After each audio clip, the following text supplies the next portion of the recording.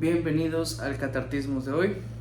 Hoy vamos a estar viendo sobre el estudio de la palabra. Este es el tercer intento que hago para grabar esta clase. Espero que ya sea la vencida. Pero bueno, necesito que agarres tu cafecito o tu agüita, tu libreta y te prepares para que podamos estudiar esto juntos. Así que corre a buscarlo si quieres, poner pausa y ve a buscar esas cosas para que nada te distraiga de atender a lo que vamos a hablar el día de hoy, porque va a estar buenísimo. Acuérdate que el catartismos anterior, que siento que ya pasó mucho desde que hablamos del catartismos anterior, vimos acerca de las reuniones participativas y cuán importante era que todos contribuyamos a la edificación del cuerpo.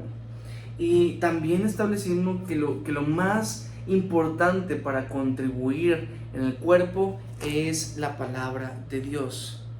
Y por eso mismo es que nos vamos a tomar el día de hoy el tiempo para poder ver cómo se estudia, ¿verdad? Porque una pregunta que yo creo que surge cuando hablamos de compartir de la palabra de Dios es, bueno, ¿y cómo la estudio? ¿Cómo la comparto? Y precisamente es por eso que el día de hoy vamos a ver este tema. Vamos a poner como versículo principal aquel versículo con el que terminamos el catartismos anterior. Colosenses 3:16 dice: la palabra de Cristo mora en abundancia en vosotros, enseñándoos y exhortándoos unos a otros en toda sabiduría, cantando con gracia en vuestros corazones al Señor con salmos e himnos y cánticos espirituales. La palabra de Dios, eso es lo que tiene que ser en abundancia en nuestros corazones, para que eso mismo sea con lo que nos enseñemos y exhortemos. Ahora, déjame empezar ya de una vez entrando de lleno en el tema.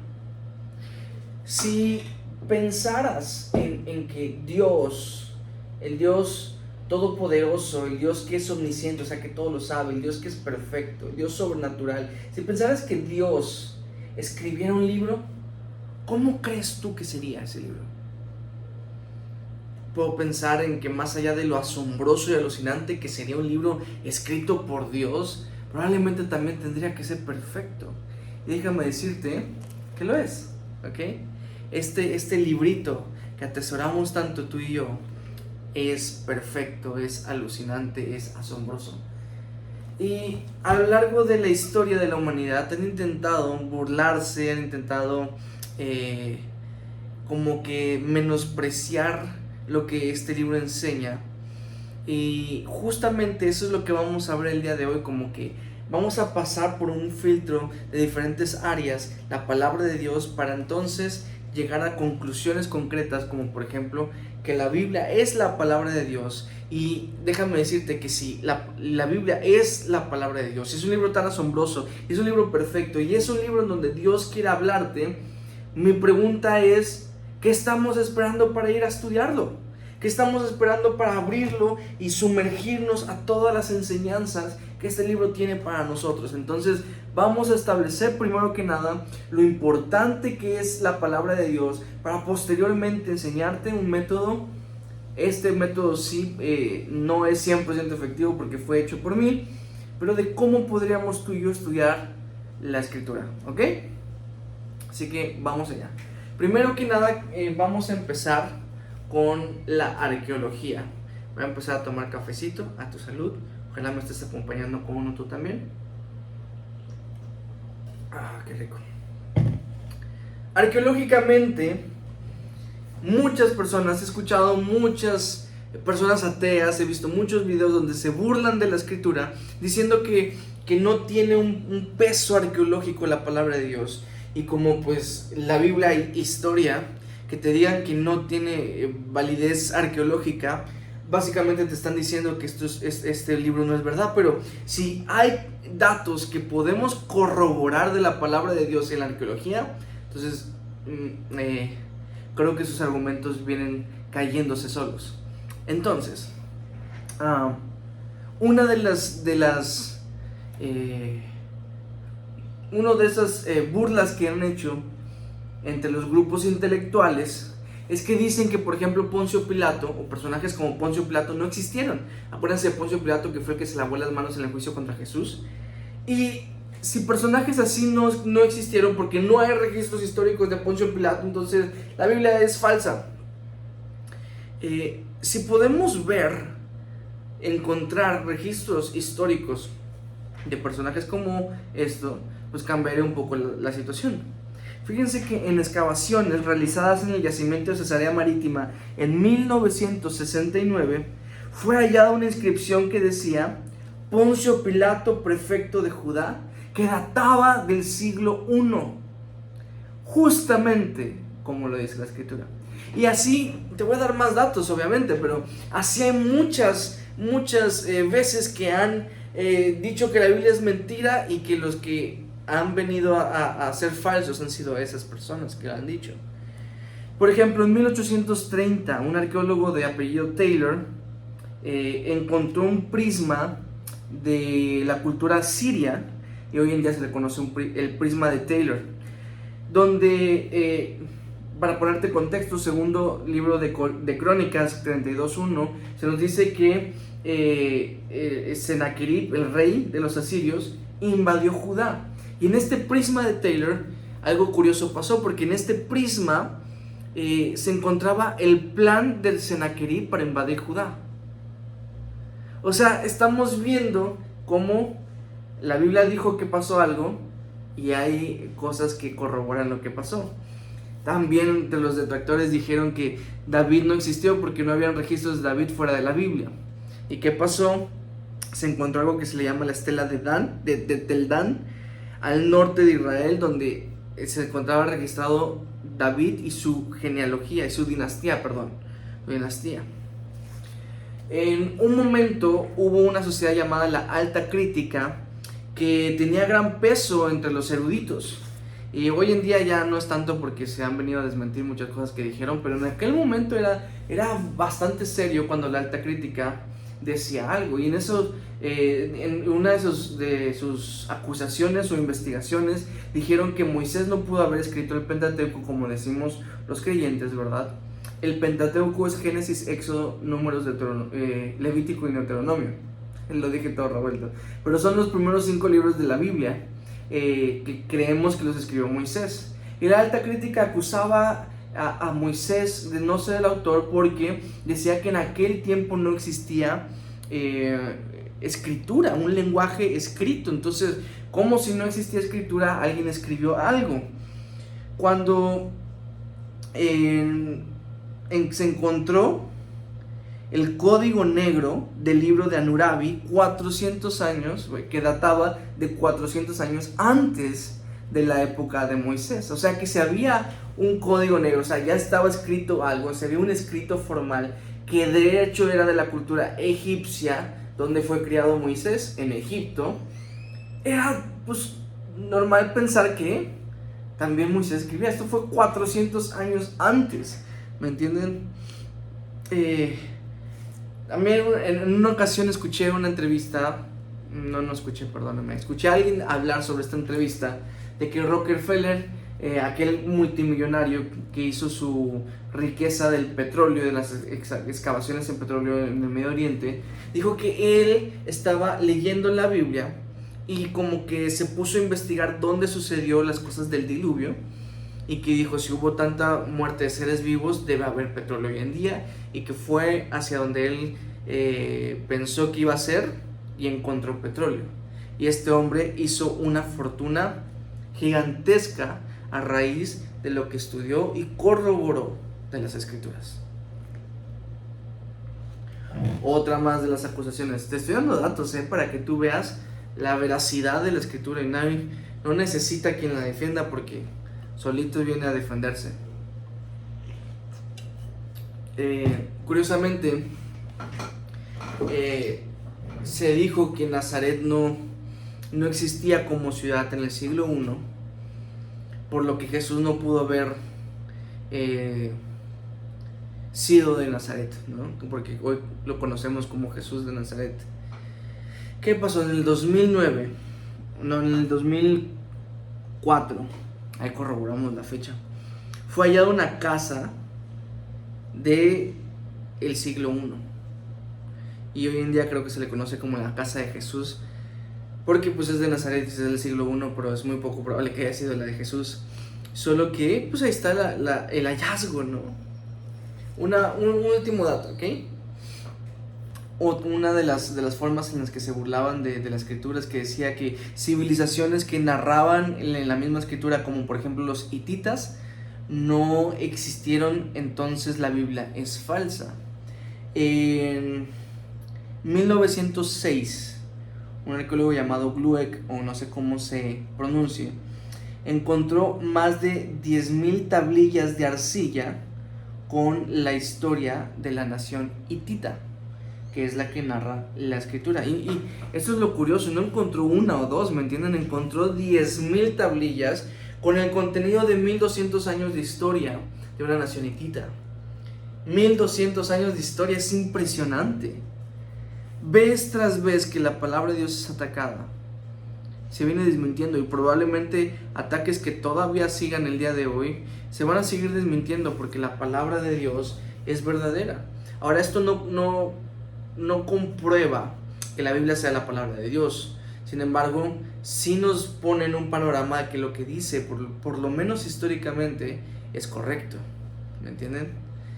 Y que ha pasado de generación en generación siguiendo estando correcto. Pero otra de las áreas que a mí me vuela en la cabeza cuando hablamos de la palabra de Dios, yo creo que es mi área favorita, es acerca de la profecía.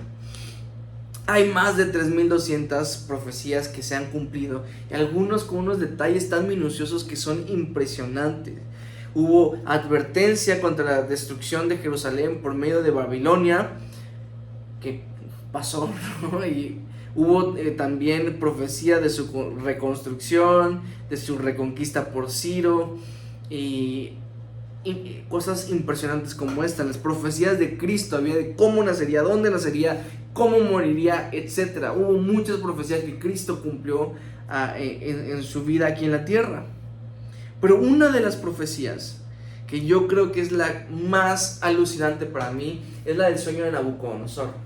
Esto se narra en el libro de Daniel, y dice que Nabucodonosor soñó que vio una estatua muy grande, un hombre así muy grande, que tenía la cabeza de oro, tenía el pecho y los brazos de plata, el abdomen, o cómo se le dice esta parte, el vientre, sí, el vientre y los muslos de bronce, las piernas de hierro y los pies parte barro y parte hierro.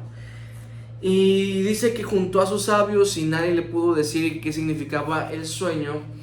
Y en eso viene Daniel, el profeta, y con la ayuda de Dios le ayuda a interpretar ese sueño, y le dice que la cabeza de oro representaba a Babilonia, el pecho y los brazos a los medos persas, ¿no? Porque son dos naciones, medos persas. El vientre representaba a los griegos, las piernas representaban a los romanos, y los pies a una nación que todavía no viene. Pero lo increíble de esto es la exactitud, porque estamos hablando de que Babilonia era la potencia mundial del momento. Estamos hablando de que era un imperio Babilonia, y que le hayas dicho al rey que los medos persas eran la nación que les iba a conquistar. Cualquiera te hubiera dicho, ¿cómo crees? Si los medos persas están en su rollo, nosotros somos un imperio más grande. Y fue lo que pasó.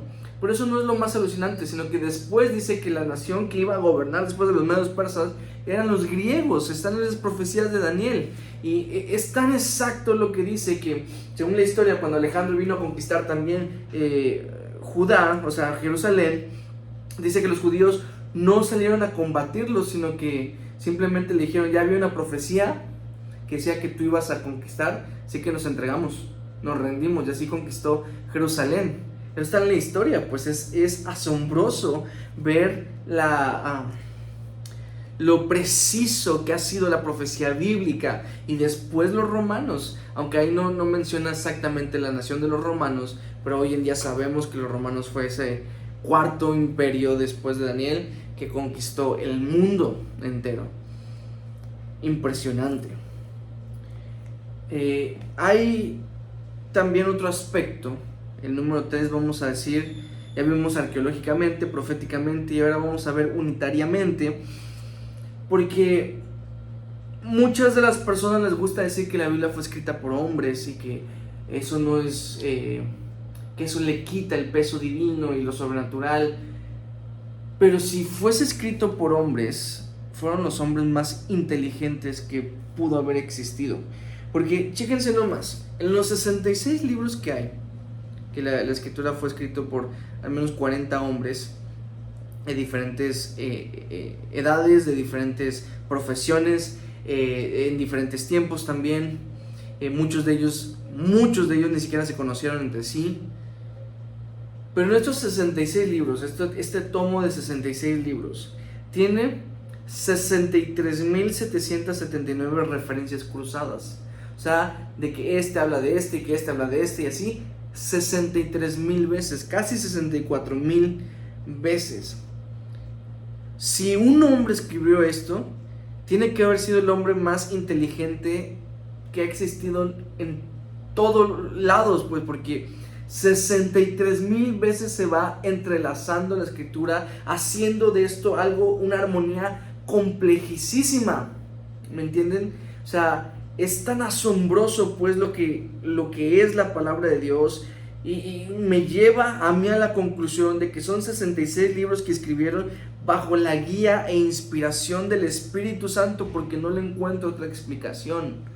La complejidad que hay al hacer un documento tan entrelazado, tan armonioso, que continúa un solo mensaje a pesar de su mucha profundidad, es alucinante. Cuarto aspecto, la permanencia. Dice 1 Pedro 1, 24 y 25, porque toda carne es como hierba y toda la gloria del hombre como flor de la hierba se seca y la flor se cae, mas la palabra del Señor permanece para siempre. Hay muchas personas que han intentado acabar con la escritura, sobre todo antes, ¿verdad? Porque ahorita yo creo que ya es imposible con la tecnología, el internet y todo eso. Pero antes hubo muchas personas que intentaron destruir la Biblia por completo y no lo consiguieron. Pero aquí te van un par de datos que me parecen muy asombrosos. Antes, para poder seguir conservando documentos, lo que se hacía es que se tenían escribas, también llamados copistas, ¿verdad?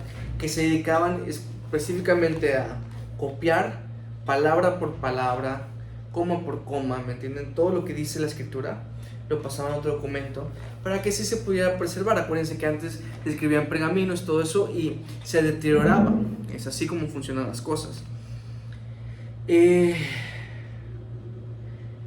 La cosa es que para que hoy en día sepamos lo que escribió Platón, Aristóteles y estos autores de antigüedad, tenemos que basarnos en los documentos que se han encontrado antiguos y pues ver lo que se escribió, ¿verdad? Y nadie nunca insulta diciendo, Platón no dijo eso, sino que todo el mundo cree que Platón dijo lo que Platón dijo.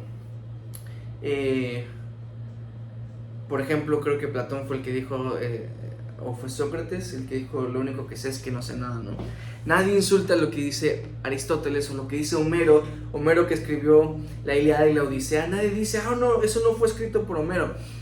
Todo el mundo piensa y está de acuerdo que ellos escribieron tales obras.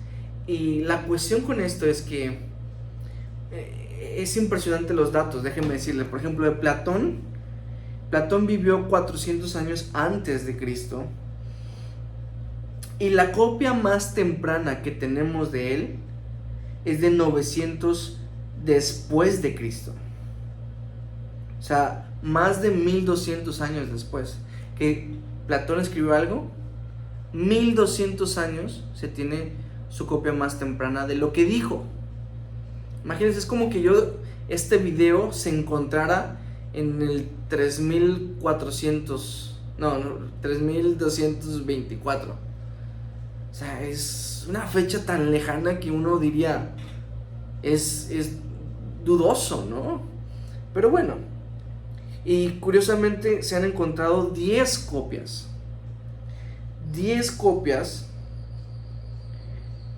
pero 1200 años después de que vivió Platón. De Aristóteles, que vivió en el 380 antes de Cristo, poquito después,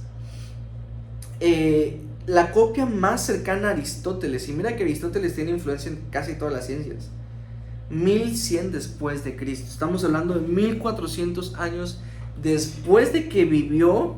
1400 años después se encontró la copia más cercana a él, y son 5 copias. Ahora, ¿quieren escuchar algo alucinante? Homero, 700 antes de Cristo es que vivió. La copia más cercana, 400 después de Cristo. Es hace mucho, la verdad es que es la más antigua. Sin embargo, 1100 años de distancia desde que vivió Homero hasta que se encontró la copia. ¿Y cuántas copias creen que hay? Una. Y ni siquiera copias completas, son fragmentos de copias. Es una locura. Es una locura. Ahora, de la Biblia, ¿verdad? Tenemos que el último escrito fue 99 después de Cristo. Apocalipsis, digamos. La copia más cercana que se tiene es del año 199 después de Cristo. Estamos hablando de menos de 100 años de diferencia. 100 años es un periodo tan cercano que nadie alcanza a tener ese nivel de cercanía. Y no tenemos 10, no tenemos 5, no tenemos una, tenemos 13,000 copias de la Biblia completas. Todos los que han intentado acabar con la Biblia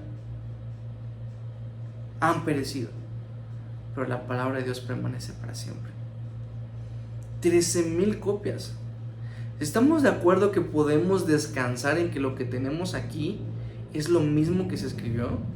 Porque la cantidad es absurda, es enorme.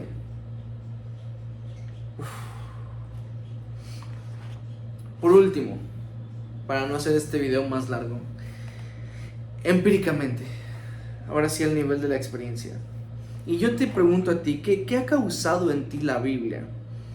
Y yo he visto esto en mi vida, y he visto esto también en la vida de otros, que la Biblia causa paz interior, un cambio de ánimo cuando venimos tal vez de una manera, pero cuando pasamos tiempo en la palabra nos vamos de otra manera. Ha causado descanso, ha habido exhortación, ha habido transformación de personas que eran de una forma y ahora son de diferente forma.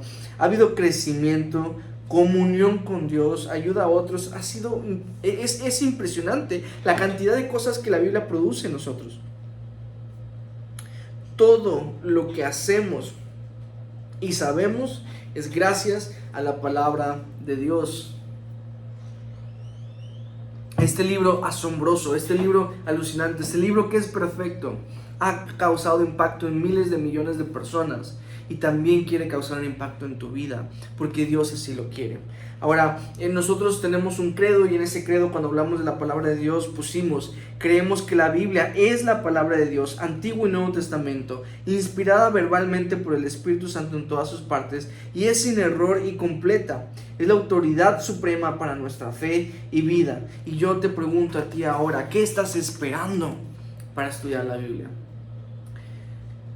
Lo único que pudiera estarte deteniendo es que te preguntes a lo mejor, ¿cómo le hago para estudiar la Biblia? Y esto no se responde en un video de 40 minutos, pero voy a tratar de enseñarte una forma en la que tal vez al pasar tanto tiempo con la palabra de Dios aprendas más y más y más cada día. Es importante que no dejes de congregarte, porque al congregarte también aprendes. Sin embargo, cuando hablamos de pasar tiempo en la palabra de Dios, normalmente o no sabemos cómo hacerlo, o se nos enseña una serie de pasos. Pero lo que quisiera que entiendas antes de que te enseñe este método es que lo importante es que tú tengas comunión personal con Dios. O sea, no creas ni por un momento que Dios está en el cielo diciendo, ay, ya lo hiciste mal. Tienes que leer, tienes que meditar, tienes que orar con Dios, ¿verdad? Y ese tipo de cosas. Y yo creo que un corazón sincero va a encontrar la manera. Dios les va a guiar a la manera, porque el que está más interesado en que tú tengas una relación personal con Dios es Dios. tanto así que mandó a su único hijo a morir por ti, para crear ese puente, para que te accedas a su presencia. Entonces yo creo que un corazón genuino es la clave para que empecemos a estudiar. Ahora, este método no es un método profundo, es un método tal vez que te va a ayudar en tus devocionales. Es un método que le llamamos Enoc. Enoc dice Génesis 5, 22 al 24, te lo voy a leer. Fue esta persona, ¿ok? Dice: y caminó Enoc con Dios después que engendró a Matusalén 300 años y engendró hijos e hijas. Y fueron todos los días de Enoc 365 años. Caminó pues Enoc con Dios y desapareció porque le llevó Dios. Eso es todo lo que sabemos de la vida de Enoc. Pero me fascina porque Enoc caminó con Dios. Y yo te pregunto, ¿quieres caminar con Dios también? Este método se levanta con las siglas de Enoc, que representan cierto tipo de cosas. Son una serie de pasos, ¿ok? La E de Enoc es por escrituras. Creo que aquí en mi libreta de devocionales puse... Y yo hago mis Enoc ahora. Ok. A ver, te lo voy a mostrar. A ver si lo ves. Enoc es simplemente una serie de siglas que estamos viendo ahora, ¿ok? La E está por escrituras, ¿ok? Tú tienes que seleccionar qué parte de la Biblia vas a querer estudiar. Y la recomendación siempre va a ser que agarres un libro completo. No se trata de a ver a dónde cae, ¿verdad? Sino que se trata de que tú agarres, por ejemplo, el Evangelio de Juan y empieces a estudiar tal vez Juan 1, 1 al 18. Y agarras ese pasaje y comienzas a meditar en ese pasaje. Después agarras Juan 1, 19 al 26. Después Juan 1, 27 al 35. Y así te vas, cada porción, pero lo vas haciendo en orden. Y así está mejor porque vas aprendiendo sobre el contexto de lo que estás leyendo. Y no simplemente te topas con un pasaje que ni siquiera sabes de qué trata y tú lo vas a interpretar a tu manera. Aparte de que cuando no entiendas algo, apóyate con tus hermanos, ¿ok? Que somos un cuerpo, acuérdate de eso. Entonces, apóyate con otros para que puedas aprender. Voy a ir un poquito más rápido, ¿ok? Entonces, seleccionas un pasaje, ¿ok? En la E es escrituras. Tú seleccionas. Por ejemplo, te voy a leer ahorita uno que yo hice en Jonás capítulo 1. Entonces, cuando pongo la E, pongo acá Jonás 1. ¿Ok? La N de Enoc representa notas, porque aquí es donde tú vas a agarrar tu libreta y vas a anotar todas las cosas que te van llamando la atención del pasaje. Vas a anotar qué dice el texto, por ejemplo, con tus propias palabras, y vas a anotar qué te dice el texto, porque a lo mejor Dios te quiere hablar algo a ti de manera personal. Estás hablando, no sé, sobre el perdón, y de repente sabes que no has perdonado a alguien. A lo mejor puedas poner aquí mismo en las notas como que Dios quiere que yo perdone a fulanito de tal por las cosas que me hizo. Así funciona, la palabra de Dios es viva y nos exhorta y nos cachetea. Pero es en esta sección que tú vas a anotar todas estas cosas, ¿ok? Así que es una gran porción, es una gran sección. Ahora, la O, ¿verdad? De Enoc, E-N-O, es por oración. Y yo sé que tú y yo oramos y pasamos tiempo con nuestro Dios, y oramos mientras barremos, y oramos mientras manejamos, y oramos en la iglesia, y oramos por los alimentos, y bla bla. Pero en esta sección de tu Enoc, lo que vas a hacer es que vas a anotar esa oración, ¿ok? Vas a ponerle: oh Padre bendito, creador de los cielos, Padre amado, te agradezco por el pasaje que acabo de leer acerca del perdón. Te pido perdón porque no he aprendido a perdonar a fulanito de tal y me está costando mucho hacerlo, porque tú sabes que lo que hizo no estuvo bien. Sin embargo, por obediencia a tu palabra, voy a perdonarle en mi corazón para no guardar más rencor contra él. Entonces, en esta sección en donde haces tu oración es donde te desplayas, ¿verdad? Donde hablas con Dios, pero de forma escrita. Esto te va a dar una experiencia diferente a la que probablemente estás acostumbrado con la oración, ¿ok? Y la última, bueno, ya vimos escrituras, notas, oración, y ahora la C de Enoc. ¿De qué representa? Bueno, La C va a representar compartir, porque vas a hacer de este devocional una pequeña estructura de algo que puedas compartir en 10 minutos con tus hermanos. Entonces digamos que estás en el área de perdón, ¿no? Y a lo mejor en esta sección de compartir vas a poner ¿por qué debo perdonar? Y según lo que te diga el pasaje, debo perdonar porque Cristo me perdonó primero. Y le pongo un versículo. Le pongo allá también, debo perdonar aunque mi hermano sea el que está mal. Debo perdonar con la ayuda de la gracia de Dios. Ya sabes, vas a poner una serie de estructura, que ahorita te voy a mostrar la mía, para que tú puedas compartir, para que tú llegues a la reunión y participes y muestres en tu enojo lo que quieras compartir con los demás hermanos, ¿ok? De esto se trata. De lo que medites, preparas algo que puedas compartir en 10 minutos, para que sea algo chiquito, para que tengas tiempo a hacer Enoch todos los días, aunque te voy a decir que hay días que es tan profundo y lo que me está diciendo el Señor que yo he tomado 2 días, 3 días para meditarlo, pero la idea es que puedas hacerlo tú sencillo y puedas hacerlo diario, ¿verdad? Agarra una libreta devocional, agarra una libreta tuya y dices, esta solamente va a ser para mis Enoch, esta solamente va a ser para mis tiempos con el Señor, y agarras la libreta y con esa empiezas a hacer tus tiempos con el Señor. Ahora yo te voy a mostrar lo que hice con Jonás capítulo 1. Esto fue el 6 de marzo del 2024. Voy a ser abierto contigo porque quiero que lo aprendas bien, aunque aquí hay cosas personales, ¿ok? Porque pues es mi devocional, no tendría por qué estarlo compartiendo. Así de personal puedes ser tú también. El capítulo 1 de Jonás, si no te acuerdas, Dios le dice a Jonás que vaya a Nínive para predicar lo que el Señor quiere predicarles a los ninivitas, y Jonás agarra un boleto de un barco hacia Tarsis, completamente distanciado, ¿va? El barco se mete en una gran tormenta. Jonás sabe que él es la razón de esa tormenta y que estaba en desobediencia. Le dice a los marineros, lo avientan y se lo traga el gran pez. Eso es Jonás capítulo 1. Si quieres ver cómo termina esta historia, lee Jonás. Está muy interesante. Entonces yo aquí en mis notas puse, por ejemplo, te voy a leer cosas random.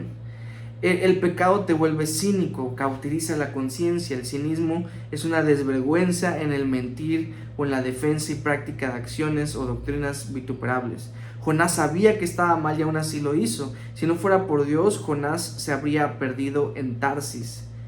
Y todavía dice, temo a Jehová. Temor sin obediencia, eso no es temor. El pecado te vuelve estúpido. Así le puse yo, perdóname. Ya le pediré perdón a Jonás cuando lo vean en el cielo, porque yo también me he vuelto estúpido por el pecado. Pero bueno, y así continúo a lo largo de mis notas, ¿verdad? En la E puse Jonás capítulo 1. En la N son estas cosas que te estoy leyendo, ¿verdad? Y noté como que las cosas que el pecado de Jonás le estaba haciendo hacer a Jonás. En la parte de la oración puse, por ejemplo, Padre, tú lo sabes todo, conoces mi más íntimo pensamiento y mi más oscuro deseo. He vivido la experiencia de Jonás y no me sentí capaz de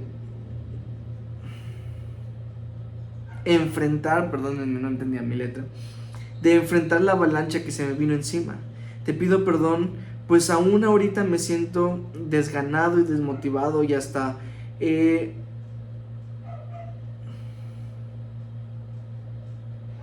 no sé qué dice. Sé que fue una estupidez no concluir este devocional. A mí, por ejemplo, algo muy personal es que no terminé este devocional el mismo día, sino que hasta el siguiente. Sé que me volví cínico cuando sabía que tenía el tiempo y no hice nada. Y así continúo, ¿no? El punto es de que estoy haciendo... y me detengo acá porque ves cómo noté y anoté en la perdónenme. Se detuvo esta cosa, ahora sí que es parte del show y tenemos que continuar. Pero estaba viendo que en la parte de la oración que tuve con lo de Jonás. En las notas, fíjense que anoté que el pecado te vuelve cínico, y aquí estaba aplicando en mi oración cuán cínico me volví yo, porque sabía que tenía el tiempo para terminar mi devocional y no lo hice. De alguna manera estoy aplicando lo que aprendí en mi tiempo de oración, ¿me entienden? Aquí hay una serie de aplicación también. Y por último, pero no menos importante, mi compartir. Y le puse así, el título de mi C de compartir es El pecado transforma, ¿verdad? Y nomás para no ocupar otros 10 minutos en explicar, porque imagínense, tardaría un montón solamente para el inciso C. La estructura de lo que hice, de que el pecado transforma, desobedecer una orden directa de Dios es pecado. La obediencia te acerca a la santidad y la desobediencia te acerca a la corrupción. Entonces el pecado destruye. Y el pecado destruye todo lo que Dios construye. Ahora, puse 3 puntos principales, que es que el pecado, ¿de qué manera te transforma el pecado? El pecado te vuelve cínico, el pecado te vuelve estúpido y el pecado te vuelve indiferente. Y ahí los estoy desarrollando con los versículos, ejemplos y cosas demás, ¿no? Pero al final, este es mi meditar en Jonás capítulo 1. Hice mi Enoch, medité en una porción de las escrituras, hice mis notas, hice mi oración, hice mi compartir. Y eso es lo que yo ahora te invito a que tú hagas también. Ahora que tú sabes esta información y que sabes que la palabra de Dios es asombrosa, perfecta, sobrenatural y todas las demás cualidades que ya vimos, es nuestra responsabilidad venir y que more en nosotros abundantemente la palabra de Cristo, como dice la Escritura, para que entonces podamos enseñarnos y exhortarnos unos a otros. Imagínense una iglesia donde todos estamos compartiendo, donde todos estamos participando, donde todos estamos preocupados por la edificación de nuestros hermanos. Yo pienso que el mover del Espíritu en esa iglesia sería poderoso. Entonces necesitamos venir a la palabra de Dios todos los días. ¿Por qué no hacemos algo en esta sección de comentarios que hay en este video? Escribe algo que a lo mejor el Señor te haya hablado en tu último Enoch. Compártenos. Atrévete a poner un comentario, atrévete a ser parte de la edificación de alguien más y vas a ver la bendición. No seamos egoístas y queramos guardárnoslo para nosotros mismos, y tampoco estamos flojos si no vayamos a la palabra de Dios. Animémonos, activémonos. Que Dios les bendiga y nos vemos en el siguiente Catartismos. Bye.